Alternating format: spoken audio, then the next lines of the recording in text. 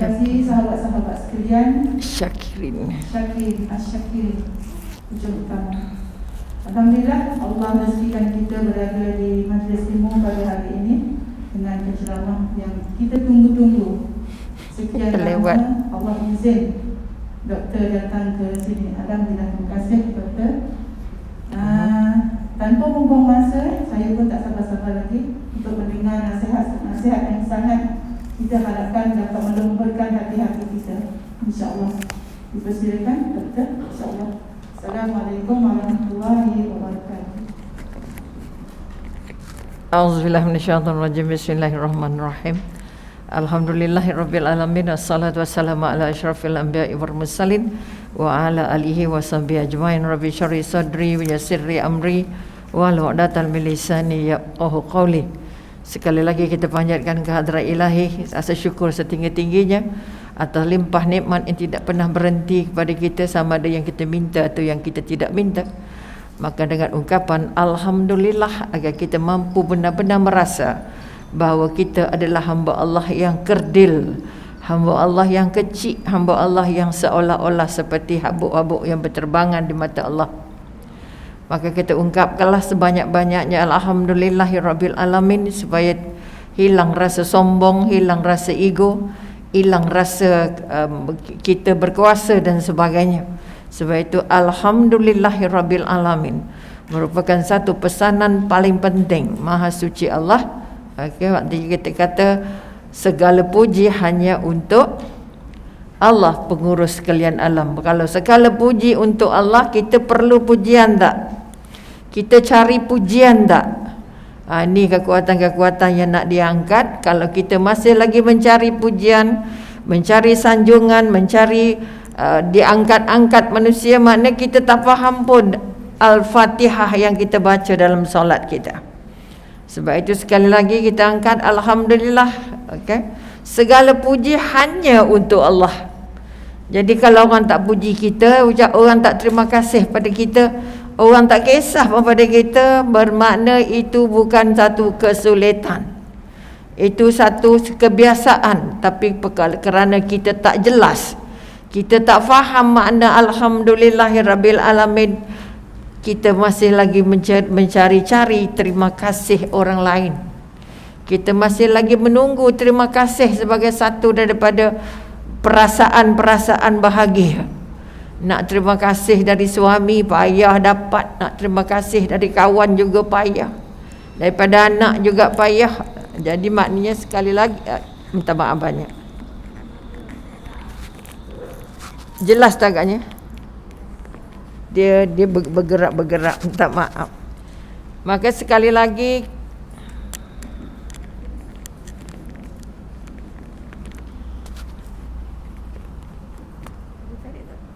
tak tahu. Okey, insya-Allah. Kadang dia tarik ke bawah ke? Macam ni. Boleh tarik ke bawah. Atas. Okey. Okey, insya-Allah kita cuba. Tapi tak jelas rasanya. Okey. Okey dia, insya-Allah. Maka kita sekali lagi kita angkatkan alhamdulillah tanpa henti. Alhamdulillah untuk mengasuh kita merasa kita adalah berjiwa hamba. Jiwa tak rasa tak jelas juga. Entah. Sebab kita rasa bila kita bercakap kita rasa jelas, kita jelas. Ini kekuatan yang nak kita bangun. Mudah-mudahan yang nak ngantuk tak jadi ngantuk, insya-Allah. Okey, insya-Allah mudah-mudahan kita bantu. Ada lagi? Boleh? Boleh dibantu, silakan. Supaya dia jadi sebahagian daripada yang terbaik.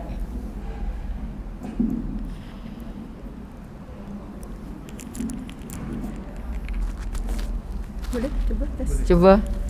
Dan terima kasih kepada semua. Kita kata alhamdulillah kehadrat ilahi, kemudian kita panjatkan pujian tertinggi kepada junjungan besar Nabi Muhammad sallallahu alaihi wasallam. Tak juga. Sebagai satu daripada proses atau satu daripada kekuatan untuk kita mengangkat diri, layak atau tidak, tak mau. Layak atau tidak kita menjadi pengikut Rasulullah dan dapat atau tidak syafaatnya. Dia nak dekat mulut. Ini kekuatan-kekuatan yang kita nak angkat.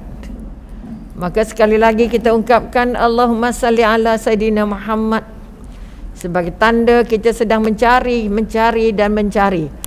Apakah mutiara yang telah ditinggalkan oleh Rasulullah untuk kita amalkan. Sinilah kot, bawah ke mana ke? Okey, mana yang dekat? Okey, dan insya-Allah. Okey, kita sedang memberi khidmat yang terbaik. Mudah-mudahan apa yang dibekalkan, apa yang diizinkan Allah, itulah dia.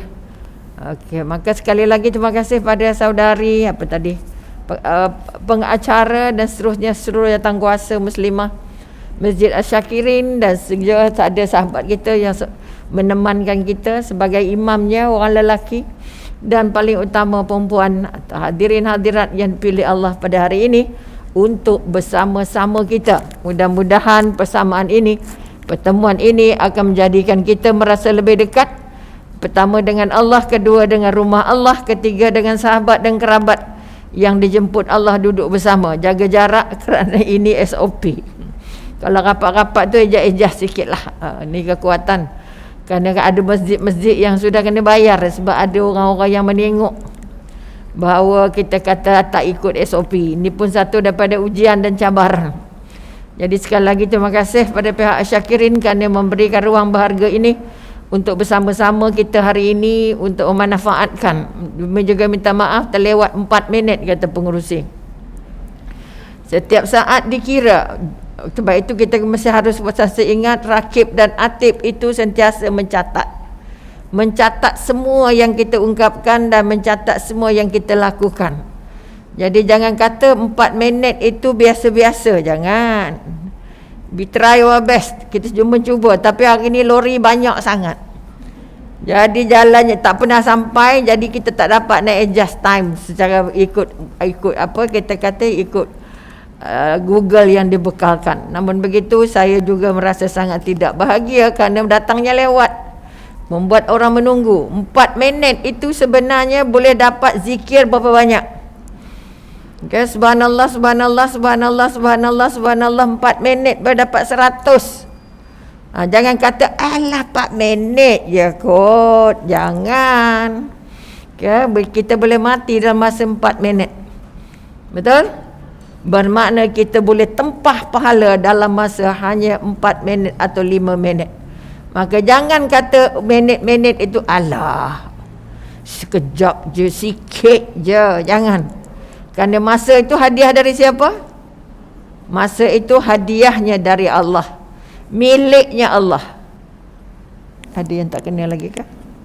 Miliknya Allah, dan kita katakan dia adalah hadiah dari Allah untuk kita manfaatkan. Jadi sekali lagi kita ingin memanfaatkan setiap minit yang kita hadir di rumah Allah ini untuk membangun balik kekuatan. Kalau kata-kata tajuk yang dipilih, apakah agaknya akhlak kita ketika menghadapi musibah.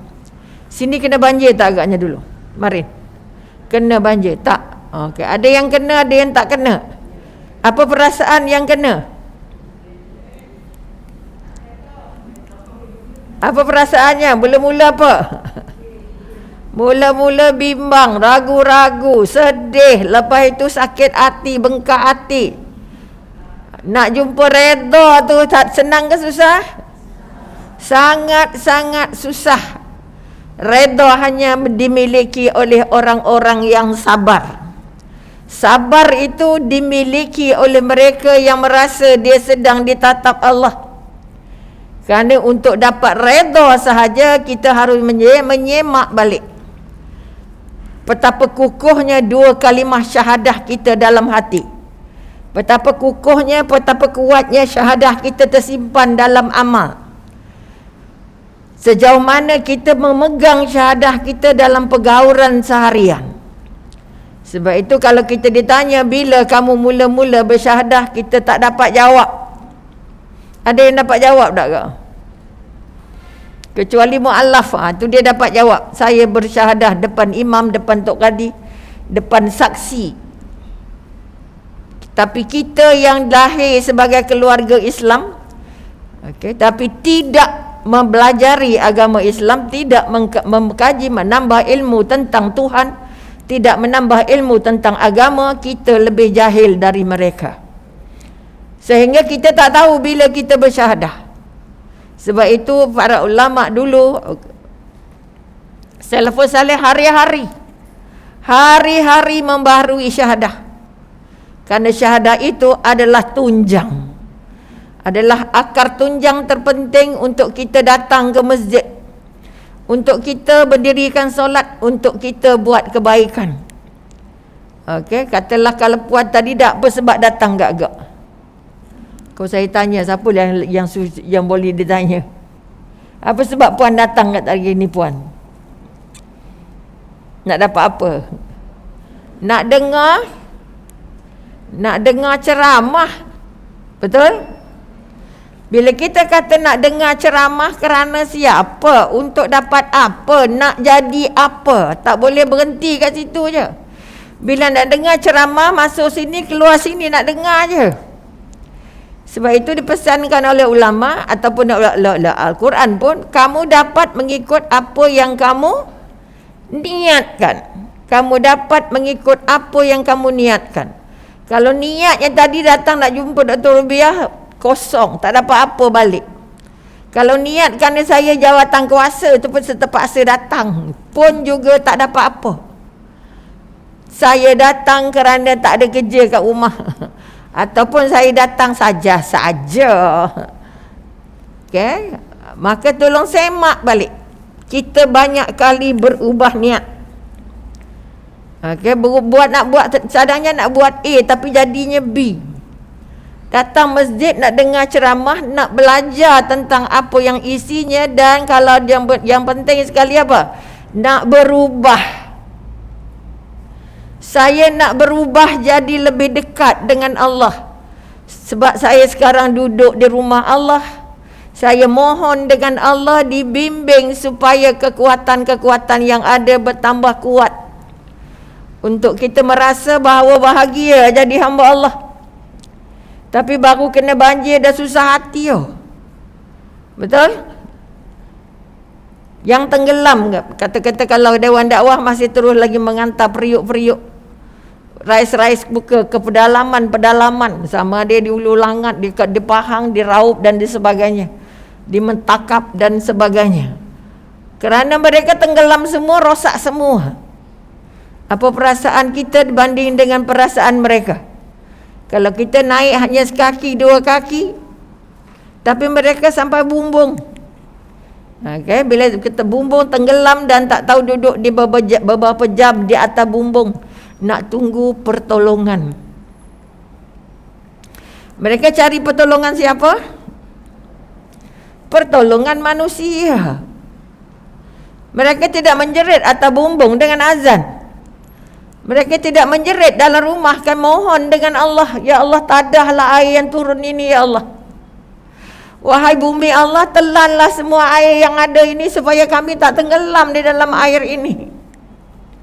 Tapi yang kita harapkan pertolongan daripada bukan Allah. Marah siapa, kenapa tak tolong kami? Kenapa tak ada hantar itu, tak ada ini? Wah, siapa kita? Sebab manusia bersifat lemah, banyak tak selesai. Sangat sulit untuk kita balik tadah tangan menangis, merayu, merengek dengan Allah. Apa sebab? Sebab dua kalimah syahadah kita hilang. Kita tak ingat bila kita bersyahadah dan kita tak tahu apa peranan syahadah itu dalam hidup kita sehari-hari. Kerana kita lahir dalam keluarga Islam tapi tak belajar ilmu Islam.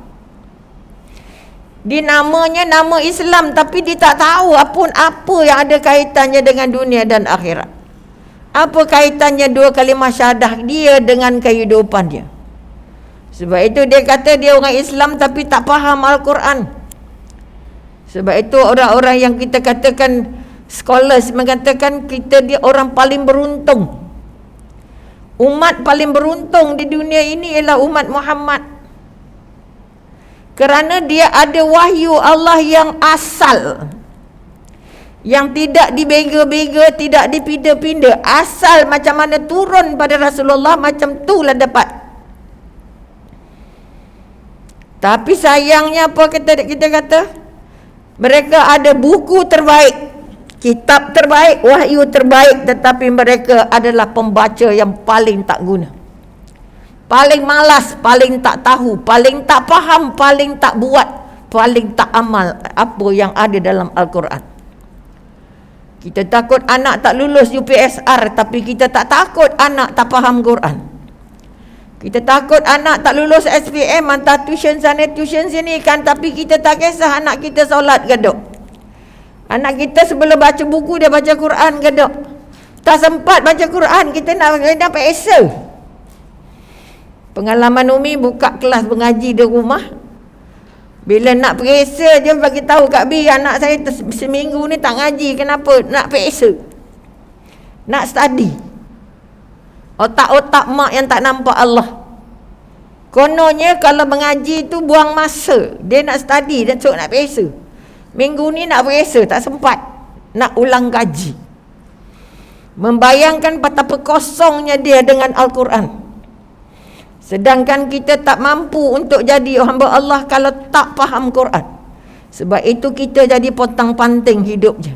Di mana-mana di bumi ini orang Islam terpelosok, termasuk kita. Okay? Kerana apa? Kita sama saja dengan orang yang tak Islam. Depa bohong, kita bohong. Depa tipu, kita tipu. Depa rasuah, kita rasuah. Depa tak solat, kita tak solat. Anak kita hari ini, semalam Umi melintas mengantar cucu sekolah petang. Semua kedai makannya penuh. Dan mukanya muka Melayu. Dah tak rasa dah tak pergi solat Jumaat itu satu kesalahan. Tak rasa dah hari Jumaat, tak rasa dah solat Jumaat itu penting. Ini yang kita sedih sangat. Dikurung sangat, dipantau sangat, kita kata ditahan sangat bilangan dan segalanya, sehingga terlalu ramai anak-anak yang hanyut. Penuh. Kilang-kilang lepaskan anak-anak keluar awal dengan harapan mereka yang Islam itu akan mengerjakan solat Jumaat. Tapi singgah di kedai makan sepenuh-penuhnya. Nangis menengok. Inilah generasi hari esok. Yang azannya di masjid, azannya masuk dalam telinga, tapi hati tak terpanggil. Gelak makan beria-ria. Ini contoh senang yang kita nampak.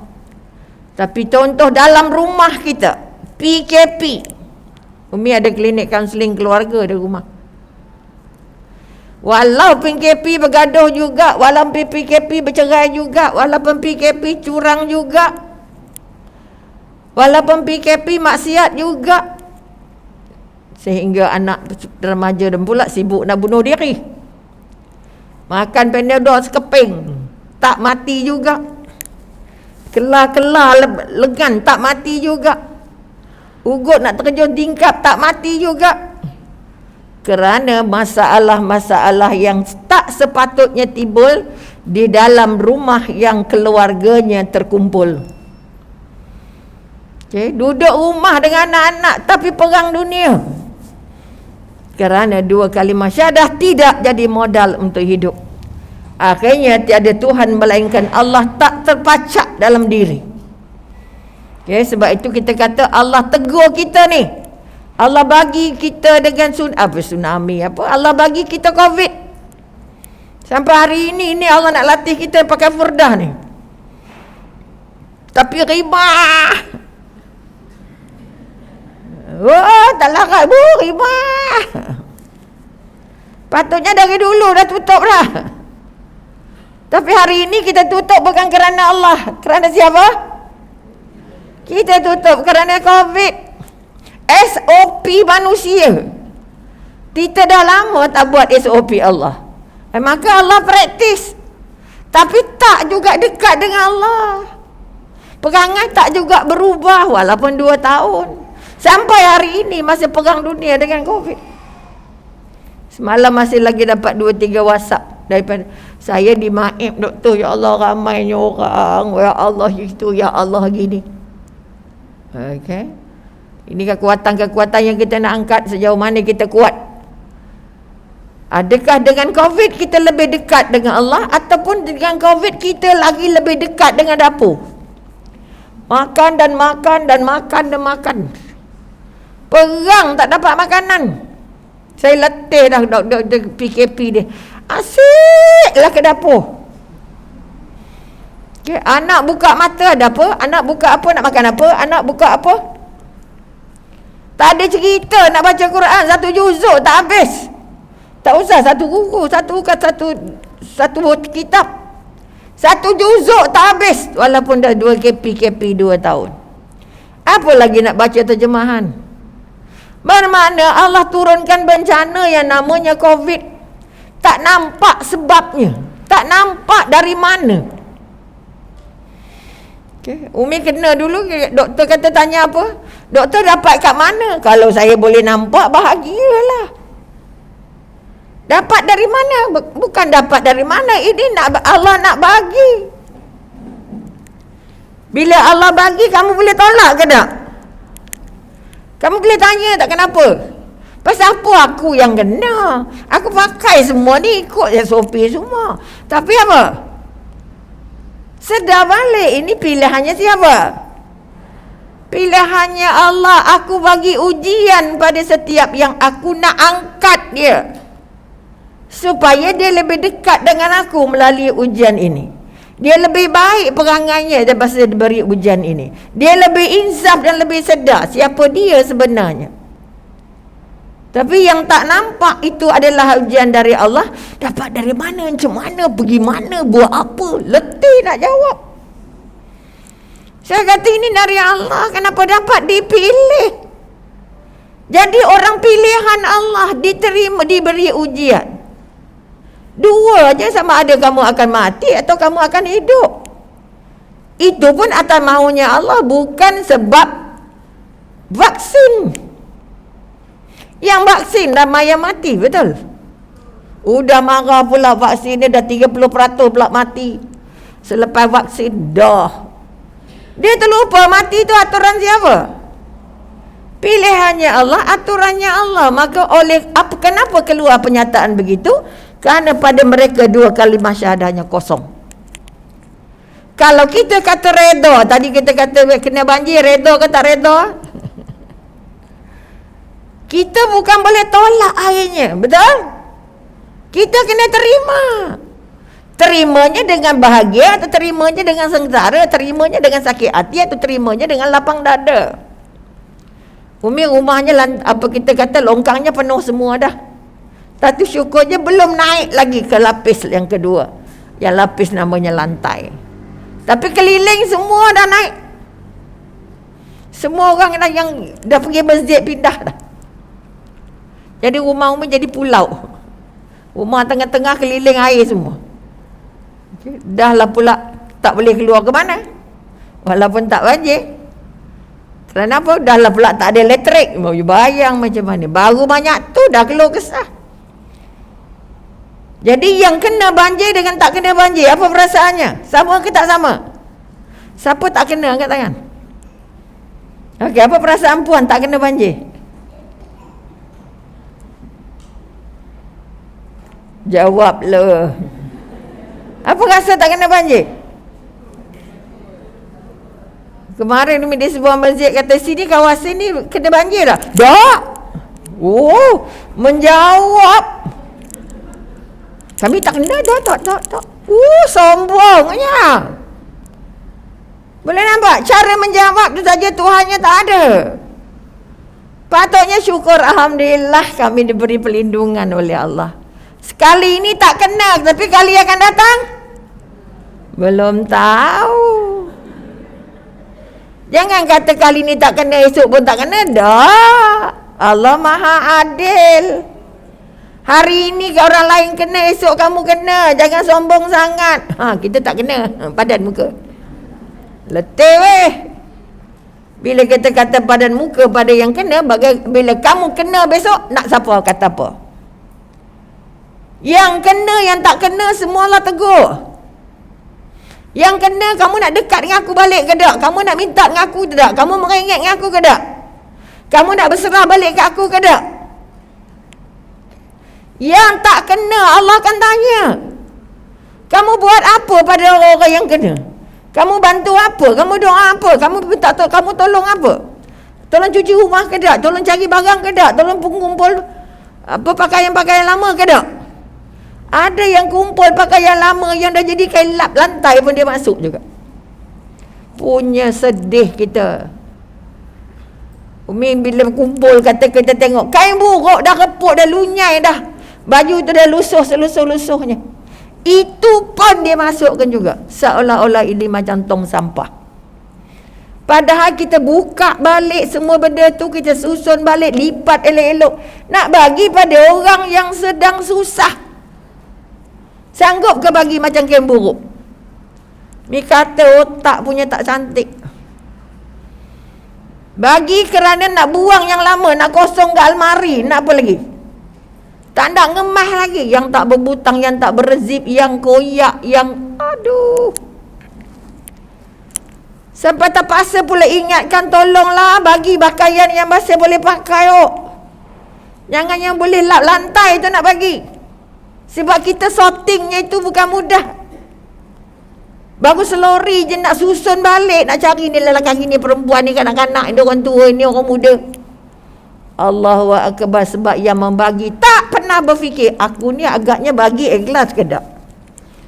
Sebab itu rumah Umi jadi tempat kumpul semua apa-apa yang nak dibagilah, daripada sejak selimutnya, daripada telekung dan segalanya. Kita susun elok. Berapa orang rasa jadi sukarelawan nak sort itu?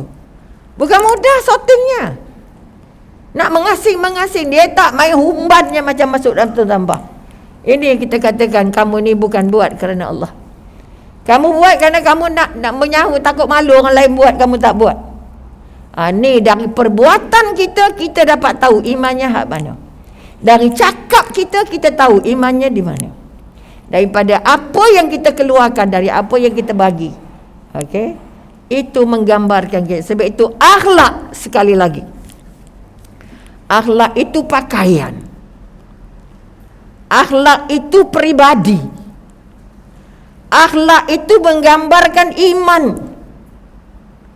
Sebab itu digabungkan iman dengan akhlak. Syahadah akidah dengan akhlak. Kerana akhlak menentukan had mana iman. Okay, sebab itu kita kata ulama belajar ilmu 20 tahun tapi belajar akhlak 30 tahun. Imam Syafi'i kata apa? Kalau kamu tak ada akhlaknya, tak payah katalah kamu ni pandai, tak payah katalah kamu ni baik. Kerana akhlak penentu. Sebab itu pertama ada agama, pertama ada ilmu, kedua ada akhlak. Kalau ilmunya 4 lori pun tapi akhlaknya memalukan. Akhlak maknanya apa? Cara dia bercakap, cara dia bergaul, cara dia duduk, cara bersembang, cara bergaul, cara layan anak, cara layan suami, cara layan kawan, layan sahabat, cara layan masyarakat. Berapa orang seronok jadi AJK surau ni, masjid ni, letih tak. Kita tak ada. Tak. Sedangkan kita jaga rumah Allah ni. Tapi kalau dibuat dengan 2 kalimah syahadah, ya Allah Tuhanku, syukur, alhamdulillah, kerana aku dipilih, diberi kesempatan untuk berkhidmat dengan rumah Allah ini. Tandas kotor, mana yang kotor, basuh. Dah bukan kita guna, mereka guna, basuh lah. Sangat sulit nak dapat tandas yang bersih. Mudah-mudahan masjid ni juga tandasnya cantik, boleh makan di dalam. Okay, pengalaman Umi pergi ke luar negara, pergi ke masjidnya, boleh tidur. Merelit kata orang Perak. Okay. Ini kekuatan-kekuatan. Walaupun katalah kita ni kata ke orang Islam, tapi Islam kita tenggelam. Kerana apa? Kita tak rasa aku redha jadi hamba Allah. 2 kalimah syahadah mengangkat 2 ayat saja. Betul? Aku bersaksi tiada Tuhan melainkan Allah, dan Nabi Muhammad itu untuk siapa? Nabi dan Rasul yang Allah hantar untuk kita. Rindu tak dengan Rasulullah? Okay. Kalau rindu, ada tak perangai Rasulullah kepada kita? Cuba angkat apa perangai Rasulullah yang kita ada. Puan ada perangai Rasulullah yang mana? Tembak aja lah, bukan hukum gantung. Selawat. Selawat besar peranannya. Tetapi lebih besar lagi sebagai hamba Allah, sebagai pengikut Rasulullah, perangai Rasulullah kena ada dalam kita baru jadi. Perangai Rasulullah mesti ada, sifat Rasulullah kena ada, saksiah Rasulullah ada dengan kita. Sebut. Kalau masa kafar dulu belajar sidik amanah, tabligh patana, sampai mati tak boleh jujur. Siapa tak pernah bohong kat tangan? Apa sebab tak angkat? Sampai sekarang bohong lagi. Sampai sekarang ngumpat lagi. Sampai sekarang tak jujur lagi. Sampai sekarang tak amanah lagi. Ya Allah. Kemarin yang masuk dalam surat khabar, pelupusan sampah. Bukan pelupusan sampah, pelupusan Al-Quran. Dah diamanahkan, dibagi peruntukan. Quran dah berlambak-lambak tertimbun berlori-lori. 20 tan, 30 tan, 50 tan dibawa. Orang tak ada. Nak harap NGO. Kita semak dengan pejabat, peruntukan semua dah keluar. Semua dah sampai kepada orang yang mengaku nak melakukannya. Satu peruntukan pun tak dapat. Bayangkan.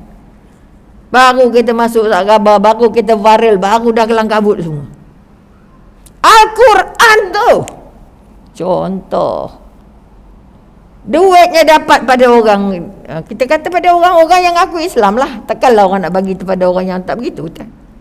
Tapi hilang 3 orang sukarelawan, 4 orang sukarelawan. Ada 100 tan terlambak ke atas jalan raya. Quran tu. Itu pun nak songlap. Macam mana gaya? Kita tanya ustaz, macam mana gaya orang yang nak makan, macam mana? Mana orang-orang yang nak dibawa ni, yang nak urus ni? Tak tahulah. Makan minum dia pun ni macam mana? Adalah anak tahfiz datang tolong. Bolehkah tolong sediakan makan minum? Tak tahu saya. Tak tahu. Nampak tak? Benda yang ada kaitan langsung dengan Al-Quran, bermakna dia tak rasa Al-Quran tu sangat penting. Sebab nak pelupusannya, pertama yang basah tu dikering dulu, dijemur dulu, baru dibakar, baru dilupuskan. Kalau 100 tan sampai, orang 3 orang letih ke tak? Akhirnya terpaksa masuk media juga. Kita malu dengan orang bukan Islam. Quran ni kitab terbaik kamu, kenapa tak ada orang urus? Sampai jadi sampah, contoh. Tapi terpaksa diwaral juga, terpaksa dimasuk media juga, terpaksa dimasuk TV juga. Nak menunjukkan lemahnya kita dengan kepahaman tentang Al-Quran. Sedangkan tanpa Al-Quran kamu tidak beriman. Tanpa faham Al-Quran tak payah ngaku kita orang Islam, tanggal Islamnya. Walaupun namanya Islam, pakainya macam orang Islam, duduklah masyarakat Islam, tapi tak faham Al-Quran, minta ampun. Minta ampun. Allah kata ini adalah kalimah aku ni. Al-Quran ialah kalimah Allah. Allah bercakap dengan kita, tapi bila kita tak faham apa Allah cakap, rasa-rasa kita boleh ikut tak perintah Allah? Kita boleh faham tak Allah nak bagi apa kat kita? Jadi sekali lagi tolong jangan berhenti belajar tentang Tuhan. Jangan berhenti belajar tentang akhirat. Jangan berhenti belajar agama untuk hidup, bukan agama untuk mati. Tapi kita kena belajar juga apa dia sakratul maut. Kena belajar juga apa dia husnul khatimah, apa dia su'ul khatimah, apa dia syurga, apa dia neraka. Ni kekuatan yang kita nak angkat. Kita kata kita nak buat pahala, tapi tak belajar tentang dosa. Macam mana nak elak dosa? Kenapa ini jadi dosa? Okey. Kalau kita kata masjid dia bagi bekal bungkus 9 je, seorang ambil seorang 1. Okay, kita ada sedia sikit dough gift, ambillah seorang sebungkus. Tapi kita tengok orang tak ramai, benda ada banyak lagi, kita nak ambil berapa? Ambil 2 lah, ini masjid punya kan. Yang mana halal, yang mana haram? Yang satu tu je halal, yang satu lagi tu haram. Kalau kita faham agama. Oleh itu sekali lagi kita kata bagaimana sikap kita kepada musibah bergantung macam mana hubungan kita dengan Allah. Kalau hubungan kita tiada Tuhan melainkan Allah, maknanya apa? Aku tidak akan langgar perintah Allah. Aku tidak akan buat apa yang Allah larang. Aku akan tunaikan semua yang Allah perintah. Aku terima semua apa yang Allah bagi. Aku terima semua pentadbiran yang Allah buat pada alam ini. Siapa pentadbir alam?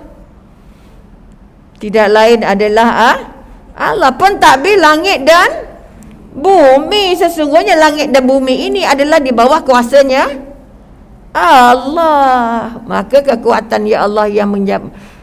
Engkaulah pemilik langit dan bumi dan seluruh isinya. Kita ni siapa? Isi dunia, betul? Bermakna kita ditadbir oleh siapa? Ditadbir oleh Allah. Kalau kamu tahu dan faham kamu ditadbir oleh Allah, kamu tidak akan keluh kesah, kamu tidak akan ragu-ragu, kamu tidak akan bimbang, kamu tidak akan sakit hati. Ini mahunya Allah. Okay, sebab itu kaunselor atau kita kata kalau yang datang kaunseling, pertama mitanya kamu rasa dekat ke jauh dengan Allah. Okay. Semua yang bermasalah akan jawab apa? Dekat ke jauh? Jauh. Okay. Bila saya ditanya apa? Kenapa sekarang kena pegang dada sebelah kiri, tak ada sebelah kanan? Apa sebab? Di sebelah kiri ada apa? Jantung. Betul? Siapa jantungnya pernah berhenti? Jalan, betul? Jadi oleh kerana kamu dah lama sangat tak ingat Allah, aku suruh kamu pegang jantung. Jantung kamu siapa yang pegang? Allah yang gerakkan, betul? Bermakna Allah jauh ke dekat? Jauh ke dekat? Dekat, lebih dekat dari suami kita. Tapi redha siapa yang kita cari? Redha suami. Jangan bohong. Saya datang masjid pun nak dapat redha suami dulu. Suami kata okey baru pergi, tak okey tak pergi. Ada seorang jemaah kemarin, doktor saya ni, itulah saya datang awal sikit. Sebab hari ni suami benarkan saya pergi masjid. Kalau benar bermakna dia tak ajar, betul? Kalau tak benar dia kena bawa ustaz ke rumah. Tanggungjawab mendidik sebuah isteri. Kalau isteri nak cari ilmu, suami kata tak payah, tak letih kita. Itu yang kata Tuhan bertuhankan setan. Saya kata cari ilmu wajib laki-laki dan perempuan. Bukan ada pilihan. Tapi rata-rata nak cari redha siapa? Redha suami dulu. Betul ke? Betul ke salah? Tak berani jawab. Sebab itulah sebabnya saya tak takut orang lain, saya takut suami saya je. Okay? Padahalnya redha Allah, redha Rasulullah, wa atiullah wa atiur Rasul. Taat Allah, taat Rasul baru dapat taat suami. Kalau suami tak kenal Allah, tak kenal Rasul, mampus. Betul tidak? Macam mana kita nak jumpa pintu syurganya dari dia kalau dia pun tak nampak pintunya, betul? Sebab itu kena kita berdiri tegak, cari ilmu dulu. Kerana kalau pandai pun jaga suami tapi tak pandai jaga Allah, kosong. Kong kali kong. Ni kekuatan yang nak dimakan tak boleh. Nanti lawan perintah suami tetap masuk syurga. Syurga, suami yang taat Allah, taat perintah Rasulullah, ikut Allah, ikut agama. Ni kekuatan. Lantak dia lah. Dia yang tak solat, bukan saya. Itu dosa dia dengan Tuhan. Bayangkan tidur dengan orang yang tak solat, macam tidur orang babi hutan. Ni yang kita paling takut. Kita bermati-matian berkhidmat untuk suami kerana takut Allah, betul takut Allah. Tapi tak taat Allah, bohong juga. Betul? Maka sekali lagi bagi kita semak, Allah turunkan pertama musibah yang namanya COVID. Kita tak berubah. Yang berubah makan je. Okay. Nak sujud balik, nak taubat balik, nak jadi baik, nak tanda sembang banyak lagi. Allah dah tutup dah mulut ni, nak bersembang juga. Tutup mulut maknanya tutuplah sekali hatinya daripada nak bersembang banyak. Tengok, okey, Assalamualaikum, apa khabar, sihat, dah selesai. Ni dah, tahu tak tu. Wah juga nak bersembang. Ini tanda Allah kata jangan sembang banyak, sembang aku je. Sebab itu pesakit COVID tak boleh ada perawat, betul? Tak boleh, mati tak boleh urus. Tak sedih ke? Sedih ke tidak? Sedih keluarga mati tak dapat tengok, keluarga mati tak dapat urus. Bermakna masih hidup kamu tak pernah jumpa dia. Kalau masih hidup kamu tak pernah rapat dengan dia, kerana memati je ria-ria sangat datang. Dia bukan nampak kita pun, betul? Tandanya kita tak rapat. Sakit COVID tak boleh ada pelawat. Maknanya kita dengan siapa? Allah kata kamu hilang orang sekarang, kamu dengan aku je. Nampak tak? Kamu dengan aku saja, maka tolong ingat, aku buat cakap aku, ikut cakap aku, buat apa yang aku suruh, tinggal apa yang aku larang. Tapi benda Allah setan ni ada, jauh, asap lagi. Tak berhenti ni. Okey, sebab mulut tutup, tangan buka. Okey, maka sekali lagi mari kita semak.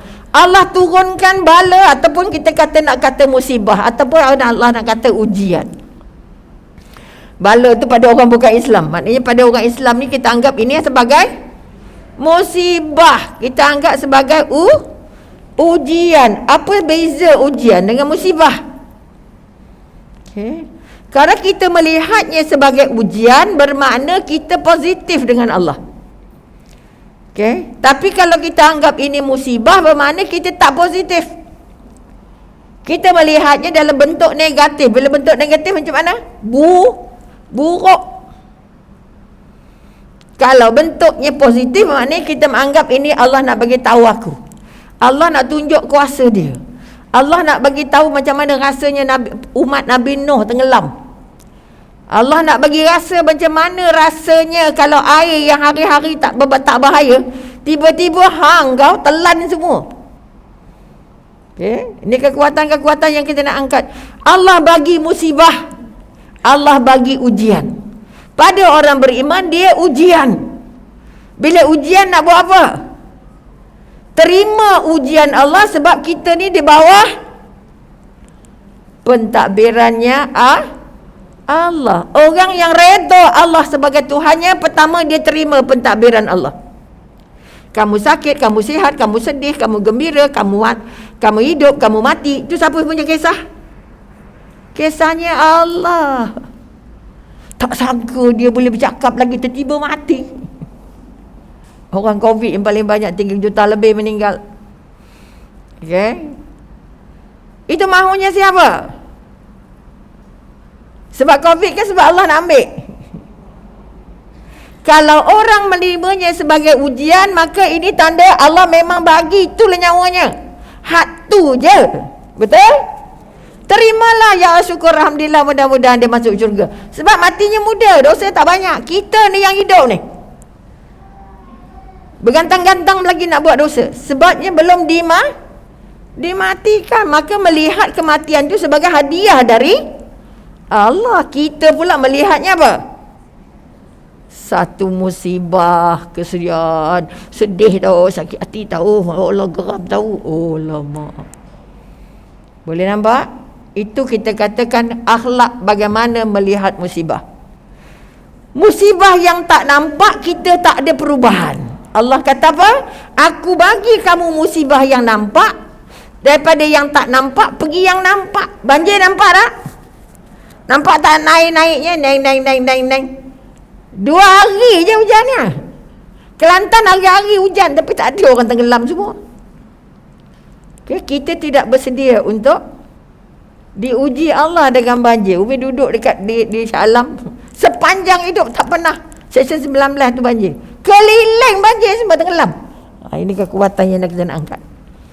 Yang sedihnya kerusi mahal, segala mahal, kapet mahal. Nasib baik masih hidup. Betul?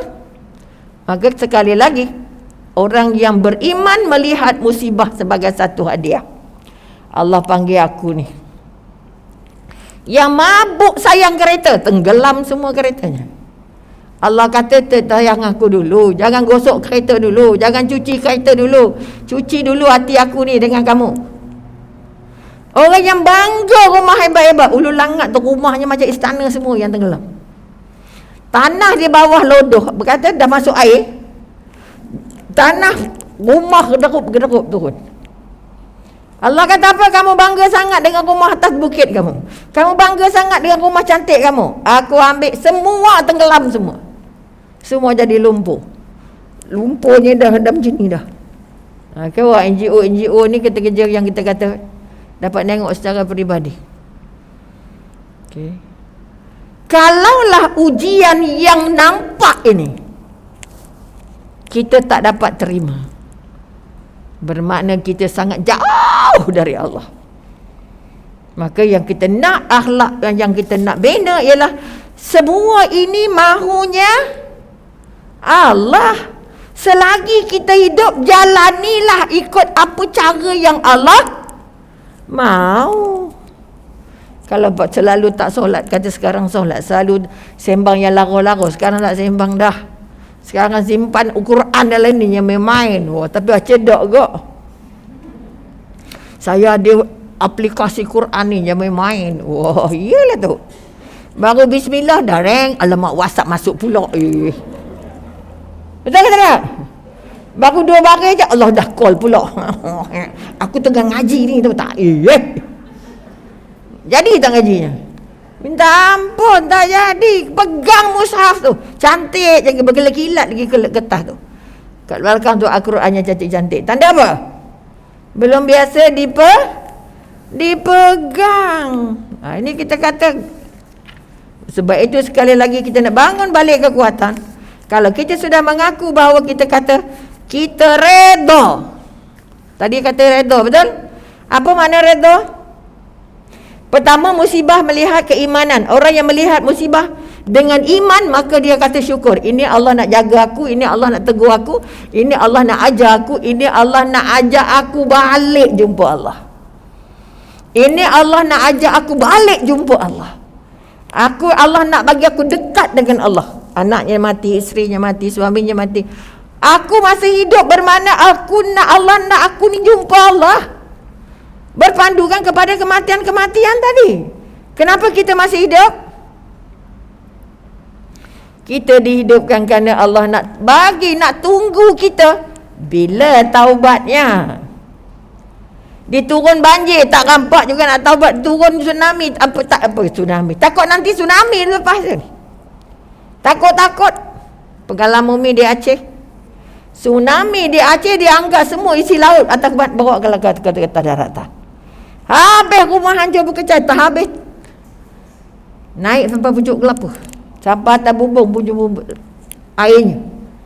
Dan airnya membuat semuanya jadi terbakar. Mayat je golek-golek macam semut kena sheltok. Okay. Itu baru tsunami. Tak, rumah yang dilanda lantai je tinggal. Kita banjir lah. Ada lagi tak rumahnya kalau tenggelam pun? Masih ada lagi kat yang hanyut, betul? Tapi di Aceh semua yang kena landa semua tinggal lantai. Diangkut, ditampar oleh ombak kali pertama, diambil balik sampah bawa ke laut, dibawa balik keluar. Itu yang mati banyak. Dia boleh datang, ambil semua sampah, tolak balik sampah, tolak sampah tu pada semua orang. Itu yang matinya beribu-ribu. Terapung di lautnya saja, ya Allah. 5 hari di Aceh, di tempat kejadian tak berani makan ikan. Makan nasi dengan keropok lempuyang pula apa? Yang pahit tu. Apa ni? Apa keropok pahit yang kecil tu? Apa dia? Melinjau. Tumbuk sambal, gaul, pecahkan melinjau tu. Sebab laut semua dah makan orang. Tak boleh nak makan ikan dah. Bayangkan contoh. Tapi bila pergi ke Palu, Allahu Akbar, lebih menakutkan. Dia bukan saja ada tsunami yang air laut masuk 1 km, 1 kilometer ke daratan, sapu semua bangunan. Okey. Dia juga ada tanah longsor. Tanah yang kalau kita masjid tinggi, dari atap masjid sampai ke bawah tanah longsornya. Artinya tanahnya runtuh. Okey, runtuh ni. Kita di atas, dari di tepi tempat yang belum runtuh, ini tanah runtuh, kita berdiri di sini. Lain sayup bawah. Sebab itu yang tenggelam, kawasan perumahan tenggelam semua dengan orang-orangnya. Okey. Jadi padang semua. Okay, dulu doktor, ini kawasan perumahan semua ni. Okay. Dengan orang-orangnya, sebab ya, longsor terjadi atau tanah longsor terjadi selepas maghrib. Okay. Yang sedih dia bawa jentolak tu, kononnya nak tarik lah sikit kau ada mayat yang hidup. Akhirnya hancur macam blender. Dapat kaki satu, dapat tangan satu. Bayangkan. Akhirnya proses korek pakai jentolak tidak digunakan lagi. Kerana dalamnya dah hancur jenazah ni. Dengan rumah dia okay. Selain daripada bumi yang pindah, kebunnya patut dah sana, tiba-tiba dah pergi belah sini. Okay. Ada tsunami, ada longsor, ada tanah. Allahu Akbar. Ni kekuatan-kekuatan. Sebab itu pada Umi sekali lagi, setiap apa yang Allah bagi, kalau kita tak balik jumpa Allah, kita akan jadi sebahagian daripada mangsa-mangsa ini. Allah tunjuk majoriti Islam Palu. Tapi maksiatnya, Allah, syiriknya, ya Rabbi. Okay. Bila maghrib ni macam mercun, macam Chinese ni, ataupun macam geraya berkecun. Artinya banyaknya masjid, banyaknya surau. Tapi banyak juga kufur-kufurnya lagi. Okay. Disebabkan kekufuran-kekufuran ini, Allah tegur semua orang. Okay. Jadi jangan sampai kita nak balik jumpa Allah ni. Pertama, berapa banyak syukur kita kerana masih selamat. Sujud syukurnya, terima kasih ya Allah. Setiap gerak tu ya Allah, terima kasih, syukur ya Allah. Walaupun dapat makan nasi dengan garam, makan nasi dengan apa benda, sambal dengan apapun lah. Pengalaman Umi banjir 69. Okay. Naik rakit tebang pisang. Masak ke tua ke muda ke, cincang-cincang masuk dalam nasi. Masuk dalam beras nak bagi banyak. Okay. Dah merasa banjir, dah tahu dah macam mana keadaannya. Kalau itu pun tidak membuat kita dekat dengan Allah. Sebab itu yang tak kena Allah tanya, kamu ni saudara orang ke bukan? Kalau hari ini kamu tak tolong orang, besok kamu kena, Allah tak tolong kamu dong. Sebab itu jangan senang hati orang minta derma, ini derma banjir, orang minta pakaian, Allah dah bagi dah kemarin. Yes. Minta. Sekarang Allah akan tanya kita yang tak kena, yang tak tenggelam ni. Kamu buat apa pada kawan-kawan yang tenggelam atau yang mengalami banjir? Kamu bagi apa? Kamu doa apa? Kamu rasa macam mana? Kamu rasa bangga atau kamu rasa sakit hati atau kamu rasa syukur alhamdulillah, itu banyak dosa tu.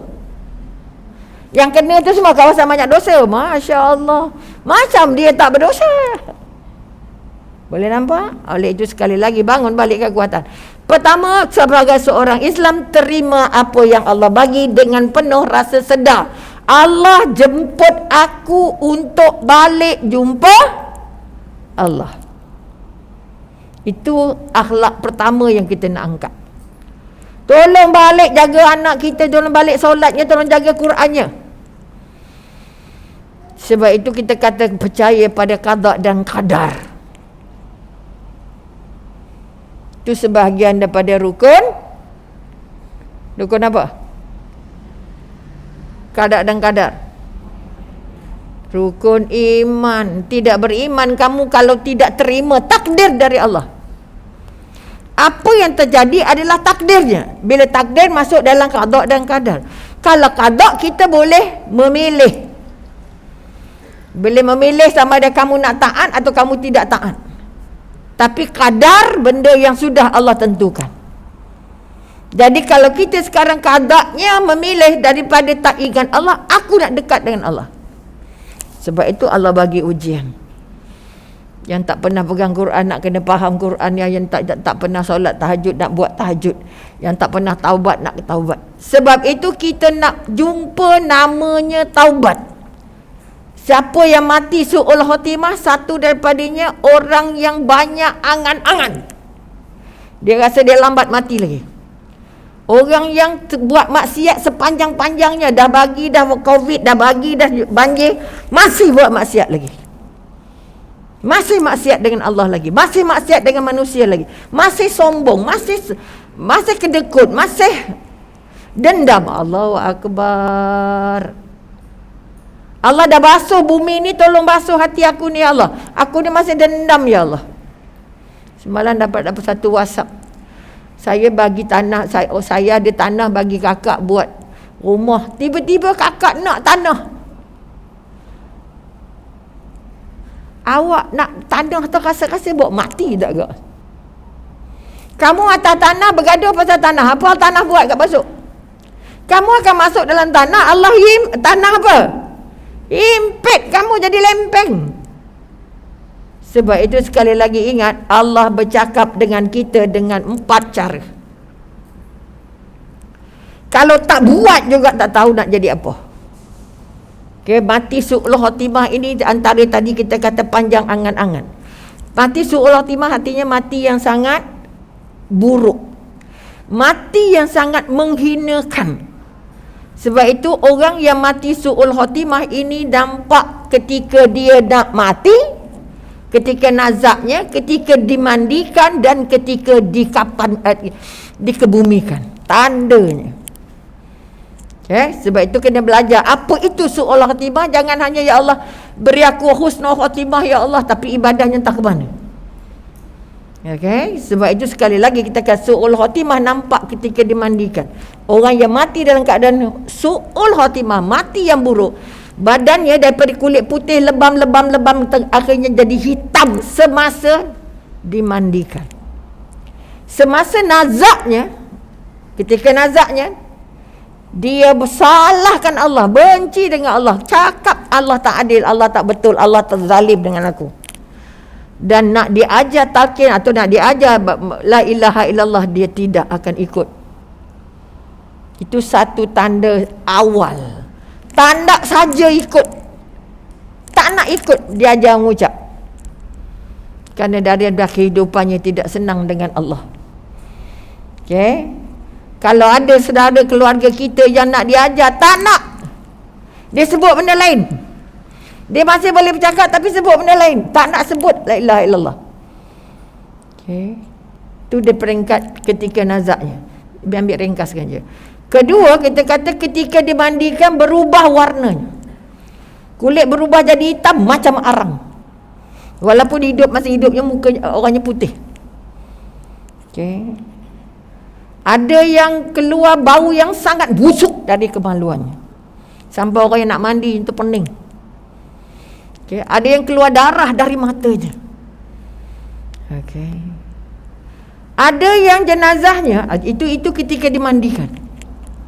Ketika nak dikuburkan, pusing kepala dah buka betul ikat. Pusing nak pergi kiblat, dia tak nak. Ada yang penggali kubur kata, saya cuba 4 kali, takutlah 3 kali tak lepas. 4 kali pusing. Ada yang jenazahnya dipusing, takkan dia tengok kiblat, buka matanya sampai melompat balik orang yang nak makam, orang yang nak mengkuburkan. Okay. Tak nak ikut kiblat. Okay. Ada yang jenazahnya terlalu berat nak masuk dalam yang lahat tu. Ya Rabbi. Okay. 5-6 orang tak lepas masuk. Ini tanda-tanda su'ul khatimah yang kita paling takut sebenarnya. Dan ada juga kes buka je keranda, buka je siap aja liang lahat, ular besar dah tunggu kat bawah. Orang pun usahakan untuk keluarkan ular, dia keluar sekejap. Okay. Sebaik saja jenazah sampai ke ke dalam lubang, ular tu lompat balik masuk. Terus melilit dan mematah-matahkan jenazah. Sampai yang nak ke bumi itu tak tahu nak buat macam mana, nak tutup ke tak tutup. Tutup je lah, tak sempat ubah papan dah. Kerana terlalu takut. Tu di antara tanda-tanda su'ul khatimah kalau kita tak balik jumpa Allah.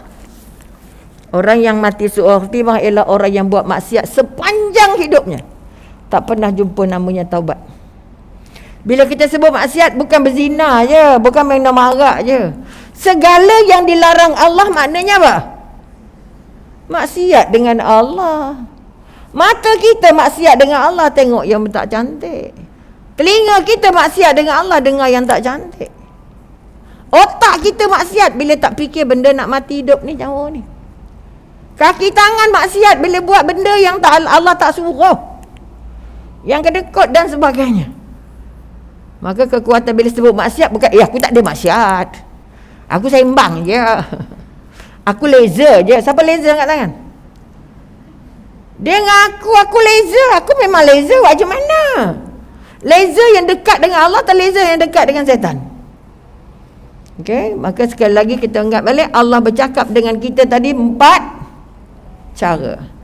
Jadi kita nak pilih husnul khatimah atau su'ul khatimah. Sebab itu kita kata kalau selama ini Allah tegur kita, kita tak jumpa lagi namanya taubat, kita akan terserempak dengan kematian yang memalukan, memilukan. Okey, sebab itu jangan sampai lupa nak sebut la ilaha illallah. Baharui syahadah kamu setiap hari supaya lidah kamu fasih nak sebut la ilaha illallah, la ilaha illallah. Zikirnya, jangan kira tasbihnya. Di mana pun berada. Saya lepas solat zikir je. Berapa? 33. Ya Rabbi, nak duit banyak, zikirnya sikit. Akhlak yang kedua kita kata kita kena faham. Allah tegur, Allah bercakap dengan kita 4 cara. Satu, Allah bercakap dengan kita melalui Al-Quran. Sebab itu siapa yang tak baca Quran, tak faham Quran, tak ikut Quran, tak akan jadi hamba Allah. Sebab itu banyak atau sikit kita mesti usahakan untuk faham apa isi Al-Quran. Baca memang ada yang baca, walaupun tak konsisten ataupun tidak istiqamah, tetapi baca dan faham. Okey. Bermakna Al-Quran untuk kita, bukan untuk ustazah ustaz. Untuk kita. Semua yang ngaku dia orang Islam. Kedua, Allah bercakap dengan kita melalui Rasulullah. Rasulullah tidak bercakap kalau bukan wahyu. Tafsiran Al-Quran itu dibuat dalam bentuk wahyu. Solat itu disebut dalam Al-Quran tapi ditunjuk contohnya melalui Rasulullah. Ini bermakna kalau kita tak ikut cakap Rasulullah, tak ikut sunnah Rasulullah, tak faham sunnah Rasulullah, tak baca perangai Rasulullah, tak ada rasa sayang dengan Rasulullah, sekali lagi okay. Sebab itu rukun iman. Kalau rukun Islam tinggal 3 tak apa. Tak pergi Mekah tak apa, tak mampu kan. Tak zakat tak apa sebab tak kaya, betul. Tak puasa tak apa, tak sihat. Tapi tinggal 2 ni, tercabut daripada orang Islam. Solat, syahadah dan solat. Baharui syahadah kamu. Kan dalam solat tu ada bacaan syahadah. Itu bacaan dalam solat. Syahadah ni dengan sungguh-sungguh, dengan kesedaran dan keizafan. Dan sebab itu tak baca sunnah, tak baca hadis Rasulullah, tak baca perangai Rasulullah, tak baca kehidupan Rasulullah, tak faham sahabat Rasulullah, minta ampun, syahadahnya koyak. Sebab itu ada Muhammadar Rasulullah. Itu cara Allah bercakap, bagi tahu kita, bercakap dengan kita. Kalau di rumah tak ada simpan satu pun buku hadis, Sahih Bukhari ke Sahih Muslim kan kita memang tak jumpa yang kita kata nak syafaat. Ampun tuanku. 2 syarat ini. Dan yang ketiga, Allah bercakap dengan kita melalui alam. Okay, sini subuh, sini tak subuh, sini hujan, sini tak hujan. Betul? Alam kita ni subuh, orang sana tak subuh, orang sana tanam cantik, orang sana tanam tak cantik. Okay, seperti kisah seorang Yahudi dengan seorang Islam, kebunnya sebelah-sebelah. Kamu orang Islam tapi kebun kamu tak cantik, kebun aku. Allah bagi ribut malam tu selesai semua. Ni kekuatan. Sebab itu kalau tanam pokok, ingat sebut nama Allah. Engkau yang tanam, aku yang tanam, tapi yang hidupkan siapa? Allah. Jangan marah pokok tak berbuah. Kamu kalau tak berbuah ketebang tahu tak? Ngaku. Marah dengan pokok. Udahlah pula berbuah, tak pula sedekah. Letih.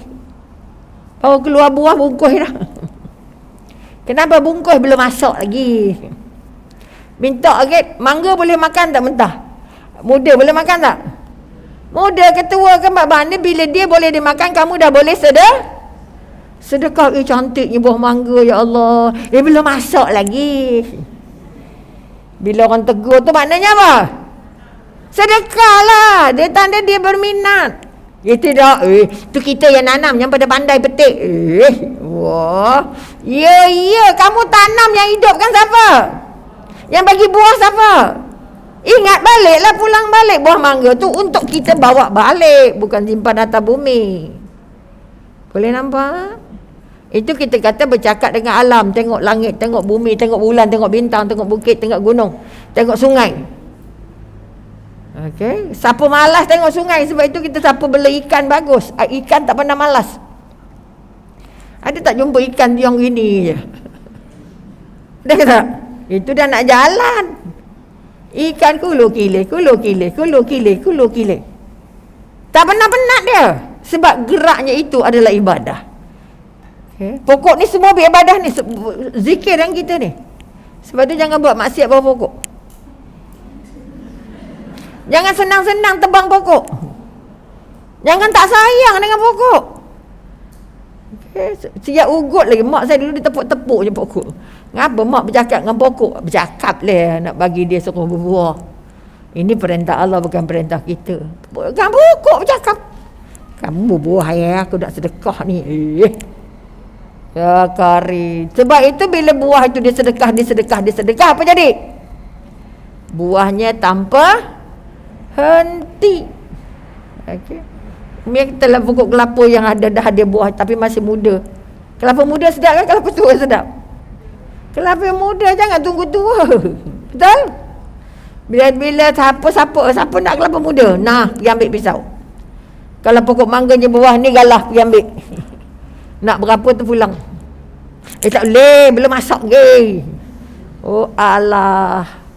Bermakna Allah bercakap dengan alam. Tanam serai, ambil lah siapa pun. Tanahnya bukan kita punya, betul? Siapa punya? Jangan biar tanahnya kosong, tempat buang sampah, jangan. Okay, sebelah rumah Mami tu tanah kosong. Tapi orang buang sampah, minta maaf banyak. Lelong belakang. Kita sampai pukul 11 ya. Ini kekuatan.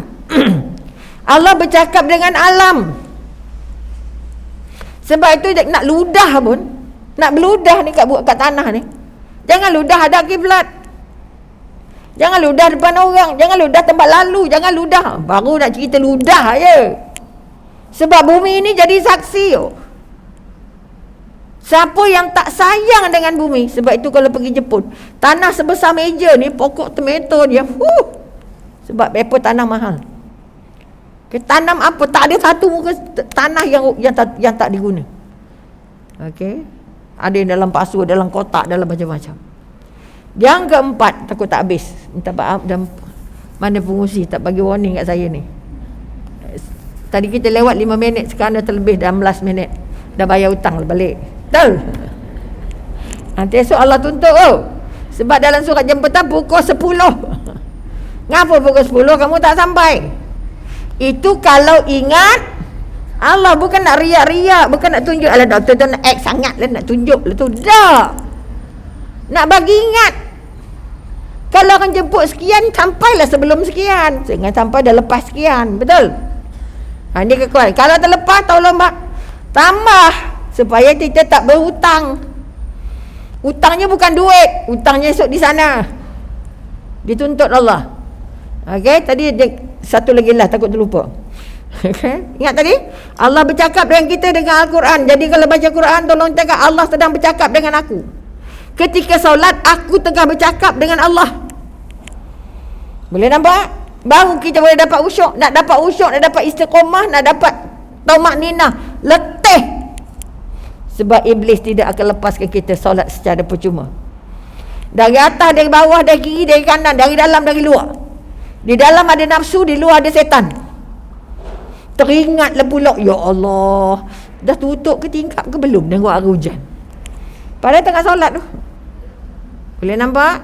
Di dalam ada iman, di dalam ada nafsu. Kalau imannya kuat, nafsunya lemah. Tapi kalau imannya kurang, nafsunya jadi raja. Sebab itu kita makan, nak ingat nak makan saja. Betul? Depan Umi ada air ni. Tapi tak buka lagi. Oh, nanti sakit hati lah pula orang. Jadi Umi tengah pegang apa ni? Pegang air. Ya Rabbi ya Karim. Itulah, mata je boleh pakai ke tak boleh pakai? Mulut je boleh pakai ke tak boleh pakai? Umi pegang apa? Maksud jangan kata Umi pegang air. Apa sebab botol ada kat sini? Sebab ada air. Kalau tak ada air, botol ni di mana? Dalam tong sampah. Mana lebih mahal, botol ke air? Air, betul? Kita fikir apa kalau nampak air? Nak minum. Itulah ceritanya. Mana jumpa Tuhannya? Aduh, letih. Bila nampak air, kita nampak, kita ingat nak minum. Itu maknanya jadi hamba perut. Nampak makanan, nak makan. Betul? Ini yang kita nak betulkan pelan-pelan. Okey. Kalau kita kata air lebih mahal, bila kita nampak air, kita nampak nak minum. Betul? Ada lagi tak yang boleh nampak? Botol siapa buat? Manusia, betul? Air siapa buat? Kenapa tengok air tak ingat Allah? Kenapa tengok air tak ingat Allah? Sebab hatinya masih buta. Yang kita nak angkat sekarang, kalau aku tengok air, aku nampak ini ciptaan Allah. Tak boleh buang, tak boleh minum setengah, tak boleh. Alah, masjid bagi air kosong je. Alah, berapa sen je? RM1 2 je, RM1 tak berapa. Jangan cerita RM1 RM2 ya. Cerita yang di dalam ini ada ciptaan Allah. Sayanglah, jangan buang-buang, jangan bazir, jangan pandang hina. Sedekah paling besar adalah sedekah air. Boleh nampak tak? Dari hari ini nampak makanan, nampak air, ingat syukur, alhamdulillah Allah bagi aku air yang ini. Dapat air. Tak makan 3 hari masih boleh hidup, tak minum 3 hari mati. Mana lebih mahal, makanan ke minuman? Minum. Ni kita kata bercakap dengan, melihat persekitaran. Ingat Allah, tengok kanan nampak Allah, tengok kiri nampak Allah, tengok orang, ya Allah, dia tu memang sombong, dia tu bengkak, dia tu benjol, dia tu kedekut, ya Rabbi, ya Rabbi. Yang dia tengok siapa sebelah anda tu? Siapa di sebelah anda? Siapa sebelah puan? Siapa? Kawan. Ya ke kawan? Siapa namanya? Tahu namanya? Sip baik. Ada orang duduk sebelah tak tanya pun. Nampak muka macam biasa jumpa kat masjid ya. Siapa yang tak tahulah, nama tak tahu. Dah selalu jumpa, punya sombong. Tanya bila duduk dengan sebelah, orang sebelah tanya siapa namanya puan. Saya nak panggil siapa, Min ke, Minun ke, Wow ke. Nampak tapi sombong. Macam sombong tengok air. Ni sombong ni, tak nampak Allah ni. Sebab belum dilatih melihat dengan mata hati. Belum dilatih jumpa iman, guna iman tengok benda ni. Sebab itu tengok benda, tengok dengan iman, bukan tengok dengan nafsu. Apa sebab ingat air tadi? Ingat nak minum tadi? Melihatnya dengan nafsu. Dahaga lah. Bila nak minum yang? Betul tak? Maka latih untuk melihat dengan mata hati, dengan mata iman, dengan mata dekat dengan Allah. Tengok orang sebelah, tak kira dia pakai baju penuh, baju setengah, itu siapa punya? Ciptaan siapa? Allah. Tengok kucing, tengok anjing, ini ciptaan siapa? Allah. Ini kucing berak depan rumah, masuk asap. Allahu Akbar. Sampai terpaksa keluar fatwa. Kucing awak berak depan rumah orang. Ya Allah. Letih kita. Sebab apa? Tidak melihat dengan mata hati. Hatinya buta. Itu sebab kita kata bukan matanya yang buta, tapi hati di dalam dada. Okey. Surah Al-Mulk. Tapi surah Ar-Rahman. Banyak diulang banyak kali. Bukan matanya yang buta, tapi hati di dalam dada. Apa tandanya? Tak nampak ada ciptaan Allah dalam botol. Sebab itu jadi tak sayang. Jadi pandang rendah. Orang jalan kaki dengan orang naik kereta, mana yang lebih mahal? Orang jalan kereta pandang orang bawa jalan. Itulah jalanlah tepi sikit. Marah kita. Jalan tengah-tengah. Ya Allah, nak mati ke apa? Betul ke tidak? Jalan tengah, jalan tepi. Kalau kamu tak langgar, mati tak? Siapa sombong? Naik kereta sombong. Dia tak tahu kereta tersangkut, siapa nak tolak? Contoh. Melihat dengan mata hati, semua orang ni ciptaan Allah. Dia lekat, dia tak lekat, dia lengkap, tak lengkap, dia pandai, tak pandai, dia solat, tak solat. Siapa punya? Allah. Doa lah. Ya Allah, bajunya sempit benar. Ya Allah, Tuhanku bagi dia buka sikit mata baju supaya tak ketat-ketat sangat. Ya Allah, bajunya setengah. Ya Allah, anak ini anak ciptaanmu. Ya Allah, anak siapa tak kira, tapi dia ciptaan Allah. Doa lah. Ya Allah, teruk siapa lemaknya, anak pakai baju pun. Ya Allah. Allah. Melihat dengan mata setan, melihat dengan mata nafsu. Jadi melihat semua jadi tak cantik. Dia tu memang dia tahu dari dulu pun. Terus wang nak cerita buruk orang. Betul? Maka sekali lagi Allah bercakap melalui apa yang Allah cipta di bumi. Okey? Dan yang keempat, minta maaf pengusi, dah banyaklah masa, dah habis 25 minit. Okey. Yang keempat, Allah bercakap dengan kita melalui peristiwa. Jadi kita kata musibah apa akhlak yang kita nak angkat? Pertama kita kata kita nak minta Allah hapuskan dosa. Apa kejadian yang baru berlaku? Masih berlaku COVID-19. Betul? Sudah berlaku banjir. Betul? Maka Allah bercakap dalam kejadian banjir. Kamu dekat dengan Allah ke jauh? Kamu minta pertolongan Allah ke tidak? Kamu bersyukur atau tidak masih hidup? Kamu bersyukur atau tidak kamu dapat pertolongan? Boleh nampak? Allah bercakap dengan kita melalui peristiwa. Apa saja kejadian. Dan yang paling mahal yang kita nak angkat, bila berlaku kejadian, Allah nak ampun dosa kita. Allah nak ampun dosa kita. Allah nak uji kita. Allah nak tengok iman kita kat mana. Okey? Dan Allah nak tengok kamu rasa nikmat Allah tu yang cantik je ke yang tak cantik pun.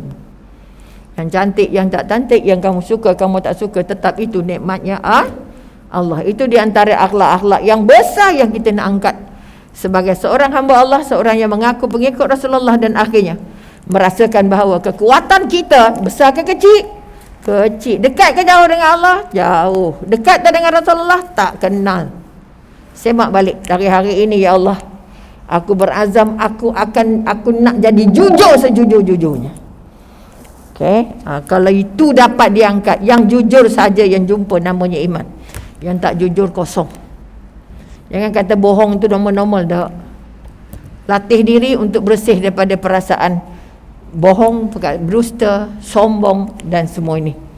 Jadi pertama kita banyakkan bertaubat, banyakkan zikir, banyakkan balik membersih hati. Hati paling kotor ni, tak nampak air ni. Boleh nampak? Jadi mudah-mudahan selepas ini apa saja yang kita lihat balik jumpakan kita kepada Allah. InsyaAllah. Jadi sekali lagi auzubillah minasyaitonirrajim. Bismillahirrahmanirrahim. Alhamdulillahirabbil alamin. Wassalatu wassalamu ala asyrafil anbiya'i wal mursalin wa ala alihi wasahbihi ajmain. Rabbi syarih. Ya Allah, kami diberikan kesempatan hari ini ya Allah berada di rumah-Mu ya Allah. Beri kami keyakinan, beri kami kekuatan, beri kami kesempatan untuk mengubah diri ya Allah. Kami terima semua apa saja ujian yang Kau berikan ini ya Allah dengan penuh redha. Jadikan kami benar-benar sayang dengan 2 kali syahadah kami. Menjaga 2 kali syahadah dengan syahadah kami dengan mengingati Allah. Dengan mentaati Allah, meninggalkan semua apa yang dilarang Allah ya Allah.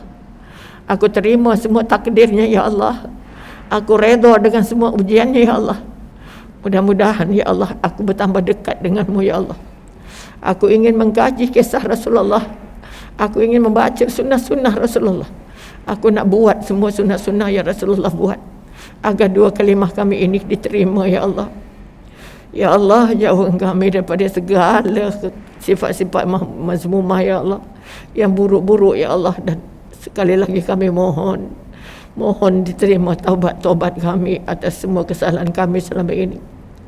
Ujian-ujian yang Kau berikan mengajar kami untuk kembali kepadamu ya Allah. Maka mudahkan urusan kami untuk dekat denganmu, untuk mentaatimu ya Allah, untuk tidak lagi cuai dengan kehidupan akhirat ya Allah.